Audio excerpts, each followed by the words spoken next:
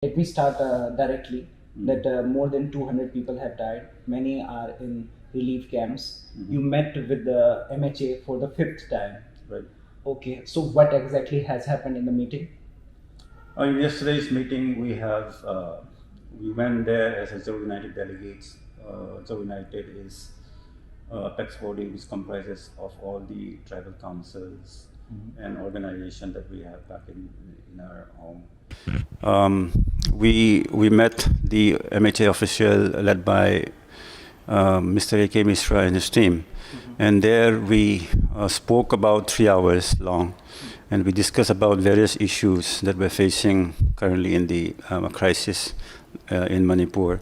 So point by point, we have raised concerns like the oath taking of 37 MLAs and 2 MPs recently at Kangla Fort. And we also talk about how violence has been sponsored by the state, how radical elements are involved in this crisis. And we also spoke about the free movement regime, the FMR, and the fencing of the border. We also talk about the sabotage of electricities, the education, and many other topics. And they were listening to our concern, and they took note of it, and they said they will take it up to the higher authorities. And regarding our political demands, they said that political solution will take some time because it involves various communities, not only us, the Nagas, as well as the Métis. They requested us to trust in the government and give the government time and space for them to chalk out the solution for us. Were you satisfied by A.K. Mishra? We will, of course, will not be satisfied unless we get our political solution. But we were able to present our concerns and request them for a quick solution for our political demands. So, yes, the meeting was concluded successfully. So now the ball is in the court of the government. The government have heard our concern, and they should quickly look into our concern and resolve our issues. Yeah, you were talking about, you said you discussed about the free movement regime. Few moments back, Amit Shah himself tweeted that they have scrapped free movement regime, and you were addressing things about free movement regime that your people lives outside the border also. Now, what will happen to those people? Right, if they are, that means we will not be able to communicate with them anymore. We share, although we've been divided by these international boundaries, we are the same people sharing the same tradition and custom and culture. And we've been, there's been a free movement from a long, long time, from ancient time. People coming for work also. Yes, and there are, people have lands in both sides of the boundaries.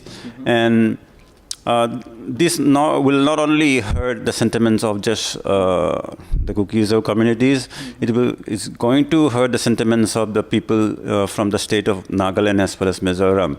So it's not going to impact just only us. So the government should reconsider this action, and they should not do away with the free movement regime because it will hurt the sentiments of many people. Don't you think that government is ignoring you because you guys have addressed the same issue yesterday with the MHA? Yes, the announcement came just now. Considering the announcement today, yes, it looks like the government is not listening to our plea. So that means that we have to give more pressure, and we have to come up with more points or more way to request, to appeal the government to not to abolish this FMR. What is the solution ahead? Don't you think that both communities should come on the table and talk about this and resolve this issue, other than separate administration demand? Because government, if they wanted to listen to or go ahead with your demand, they could have done long back. It's been 9 months now. Right. The hurt or the cut is too deep now because so many life has been lost, so many blood has been shed. So we are to the point where we are beyond reconciliation. But then we are all humans. I don't know what the future holds for us. But in this situation right now, we are not in the position to speak to the other side at the moment. And I don't think the other side is also not willing to talk to us. So let's see what will happen. What the future holds, I can't say right now. But for now, our people are have crossed the river, and they have reached the point where they cannot go back to Imphal Valley, because for us, it is risking our life, and going back to the Imphal Valley is not a solution. Will you approach Supreme Court for the free movement regime? We'll have to get back to our people. We have to do more deliberation. We need to talk to our people.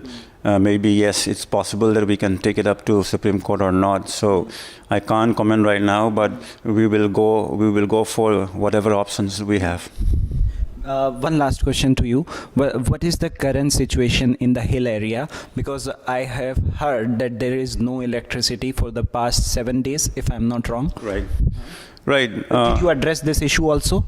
Yes, we spoke about the sabotage of electricity in our district to the official of the MHA, and I have informed them also from the ground when I was back home. I've told the MHA official about the situation. They are doing their best to restore the electric power. However, it turns out that despite them repairing the damage, there are still more areas where the damage are. So still now we are struggling to get the electricity. Did you address the FIRs issue also? I have heard that, I have not only heard, I have seen many FIRs from both the sides, but no action has been taken by the police. Right, there is a commission of inquiry set up by under the leadership of Justice Lamba. So that thing we leave it to the commission of inquiry. So we did not brought up this topic with the MHA, because right now we are still submitting affidavits to the commission of inquiry. So I believe law will take its own course. That's why we did not bring it up to the MHA team yesterday. Thank you Ginza. The wire के और videos देखने के लिए subscribe करें और bell icon पर click करें। स्वतंत्र पत्रकारिता की आर्थिक मदद करने के लिए डिस्क्रिप्शन में दिए गए लिंक पर जाएं और अपनी राशि चुनें।